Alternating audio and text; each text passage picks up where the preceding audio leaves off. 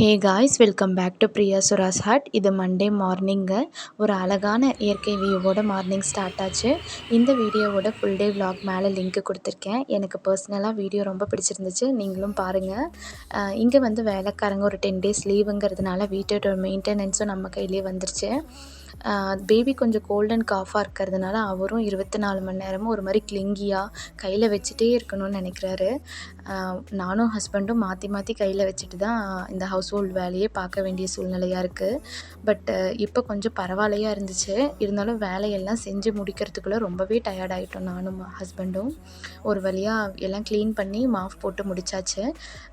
கொஞ்ச நாளைக்கு முன்னாடி வரைக்குமே இந்த ஒர்க்கிங் உமன்ஸ் எல்லாம் பார்த்தா எனக்கு ஒரு மாதிரி கில்ட்டியாகவே இருந்துச்சு.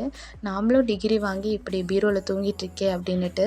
பட் உட்காந்து ஒரு பக்கமாக யோசித்தா நிறைய ஒர்க்கிங் உமனோட ட்ரீமாகவே இருக்குது இந்த மாதிரி ஒரு ஹவுஸ் ஒய்ஃப் பீரியடு அப்படிங்கிறது. ஏன் எங்கள் அம்மாக்கே ஒரு கவர்மெண்ட் ஜாப் தான், அவங்களுக்குமே எங்களை வீட்டில் இருந்து டேக் கேர் பண்ணிக்கணுன்னு தான் ஆசை. பட் சுச்சுவேஷன் அவங்க போக வேண்டிய சூழ்நிலை ஆயிடுச்சு.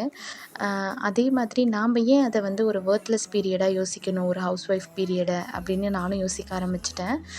வீட்டில் இருந்து அழகாக வீட்டை மெயின்டைன் பண்ணலாம், பேபியை டேக் கேர் பண்ணிக்கலாம், ஹஸ்பண்டு மதர்-இன்-லா எல்லாரையும் டேக் கேர் பண்ணிக்கலாம். வீட்டிலேருந்து என்னென்ன நம்மளால் ஹஸ்பண்டுக்கு வந்து சின்ன சின்ன விஷயத்தில் சேவிங்ஸ் பண்ணி கொடுக்க முடியும், இல்லை ஏர்ன் பண்ணி கொடுக்க முடியும்னு யோசிக்கலான்ற மாதிரி என் மைண்ட் செட் மாறிடுச்சு.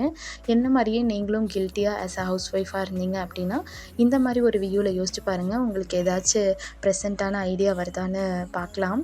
நானும் இந்த யோசனையில் தான் இறங்கியிருக்கேன். வீட்டெல்லாம் க்ளீன் பண்ணி முடிச்சுட்டு இப்படி க்ளீனான ஒரு வீட்டை பார்க்குறப்ப நமக்கு நாமே கொடுக்குற அப்ரிசியேஷன் இருக்கே, ஒரு பக்கமாக உட்காந்து நானே ரசிச்சிட்டு இருந்தேன். என்ன மாதிரி தான் நீங்களும் அப்படின்னா மறக்காமல் லைக் அண்ட் கமெண்ட் பண்ணுங்கள்.